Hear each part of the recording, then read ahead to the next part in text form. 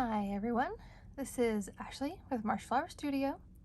In this video I'm going to be showing you how to make these little keychain loops, although you can also use them for bookmarks or bracelets, necklaces, anything that you think this little design would be cute for. I use them, like I said, for keychain loops because that's pretty popular around here right now. I have one on mine as well. If you enjoy the video, make sure that you like and subscribe, and feel free to make requests for future videos. So we'll get started. I typically like to use a cotton for this project, and I have a fun little thing I'm going to show you at the end that I do with them once they're finished. You can obviously use any yarn you'd like, and you can very easily adjust this project to make it longer or shorter to fit your needs. So for the pattern, you just need multiples of 2, and then you'll add 5 at the end.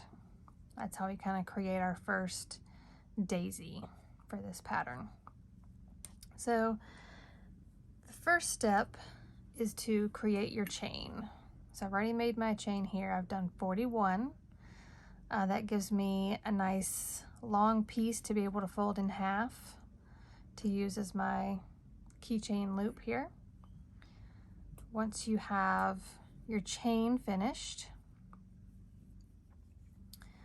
what we're going to do is we're going to skip that first chain from the hook, and we're going to go to the second one. So we'll yarn over and go through that second stitch and pull up a loop. So now I have 3 loops on my hook, and we need 6 loops on the hook. So I'm going to go through the next chain and pull up some yarn. We'll go through another chain and pull up some yarn, and then the last one. So I have 6 loops on my hook. We'll yarn over and pull through all 6, and then we're going to chain 1. So it kind of creates that rounded shape. Okay, now this is the part where I have a silly little saying that I use to help me keep track of where I'm going for my stitches. So we're going to continue to go through loops and pull up loops to get 6 on our hook. Okay, the first one we're going to go through is this eye that we have created with our chain 1 here. So I'm going to go through there and pull up a loop, and then the next stitch I call the butt. So it's this very last one from where we pulled up our loops before. So I've gone through my eye, we're going to go through my butt loop.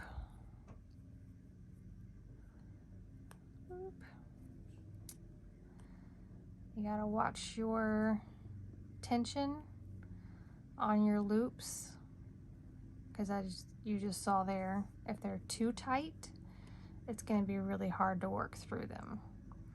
So then below our butt we have our feet.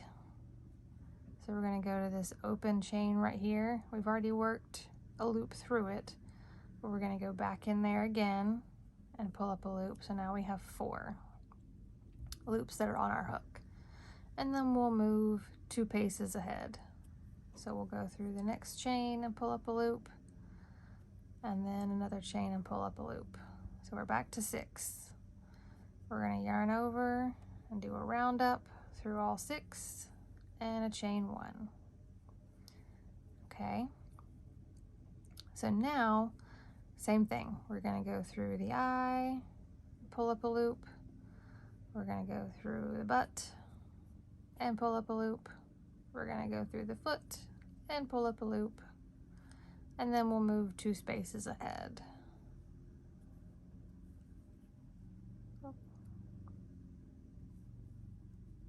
Here we go, and then we'll do a round up through all 6 and a chain 1. Okay, So you'll continue just like that all the way down through the eye, through the butt, through the foot, and then advance 2 paces. And then we'll do a round up through all 6 loops and a chain 1. Okay, so do that all the way down to the very end. And then once you get to the very end, I've already got one here finished all the way to the end.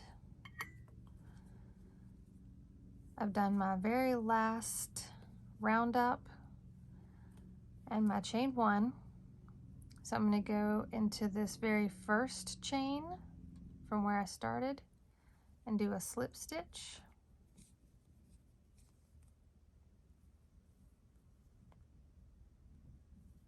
Like that. And then I'm going to do a chain 1 and I'm going to turn to go back the other direction. So the eye stitches that we created are where we're going to be working, only into the eye stitches. So right here we have an eye stitch and we're going to work 2 single crochets into that eye. And then we'll move to the next eye. And we'll do 2 single crochets in that stitch. And then we'll go over to our next eye and do 2 single crochets. And we'll do this all the way to the end. And then we'll do our slip stitch in the end, and we'll fasten off and weave in our ends. And then we will have what we're ready for our next step. So I haven't woven in my ends yet, and I did that on purpose because I take these white ones and I dye them. There's lots of different ways you can dye them, different things you can dye them with. I've seen some really cool videos lately where they use different fruits and vegetables to dye things, and that looks really cool.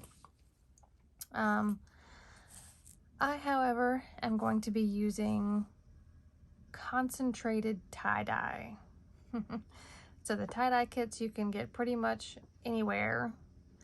I just don't add as much water to them. And then I put them in little containers where I can use them a little more efficiently.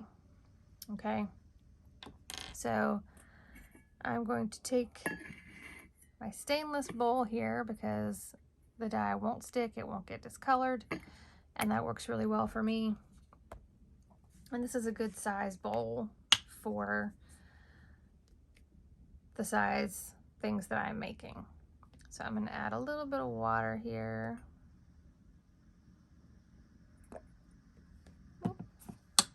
Don't need a ton. I'm going to put my piece in here, let it soak up some of that.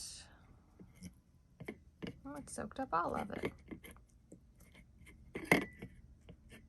And then I'm going to take my concentrated tie-dye, just kind of drip it around.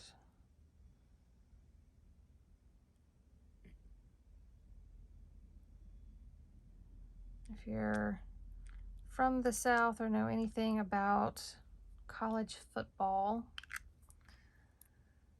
red is a very popular color, especially here in Georgia. So I'm going to take just my fingers because I don't really mind if I get dye on them. I know that it'll just wash right off.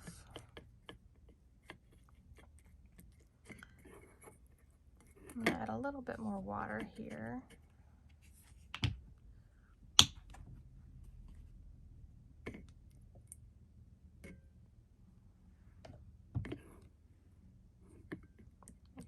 really get all this spread around good. I like doing this way to tie-dye things, or just to dye things, because I guess I'm technically not doing tie-dye, because it gives me more control, and then I'm not using quite as much and wasting it. So I'll let this sit for a little bit and really absorb into this cotton. And once it is mostly dry, I'll take it out and kind of stretch it. And I like to put them in one of the book presses, just to kind of really flatten it. It makes it a lot easier to put the ribbon crimps. Took me a second to remember that word. The ribbon crimps on the end. So we've got these little ribbon crimps. There's different styles, different metal colors. You just push this onto the end and flatten it with your pliers, and it's pretty good to go. So a couple other ones that I have dyed recently. I have this nice pink kind of color. And then I have also this nice golden yellow. And you can see dyeing it the way that I have gives it a little more character and a little bit of that kind of vintage wash look, which I really personally happen to like. So I hope you like this video. Like and share. If you want to see me make any other things, pop it in the comments and I'll get to it. Thanks guys. See you next time.